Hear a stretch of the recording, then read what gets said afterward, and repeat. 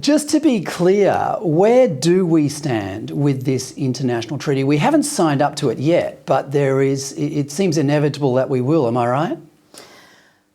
Well, never say never, but on the current progress, it looks like the Albanese government would sign up to it. They've shown no signs of pushing back against any of these the kind of changes that are being talked about.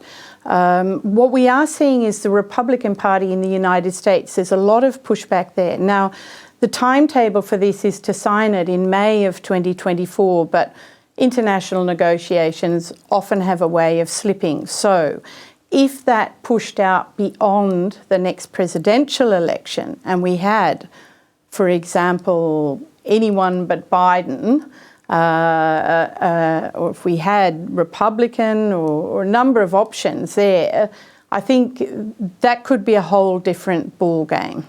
So let's just assume for now that we do sign up. When do you think the next pandemic will happen, Rebecca? They are promising it'll happen soon, aren't they? Well, once upon a time we were told that pandemics were sort of once in a century events, and now, thanks to the wonders of modern science, it seems they happen every week. Now, luckily for us, some of them, like monkeypox, we're not allowed to call it monkeypox anymore. That's apparently derogatory, sort of disparages monkeys perhaps. Or we must call it M-pox. Anyway, that turned out to be an absolute fizzer. Almost nobody has died of it, and certainly nobody who was healthy and well, as far as I understand. So maybe it is endemic in Africa. Maybe there's a small number there, some people who already had AIDS and so forth. But it wasn't a pandemic in any sense that we're used to that definition, meaning lots of deaths in lots of countries.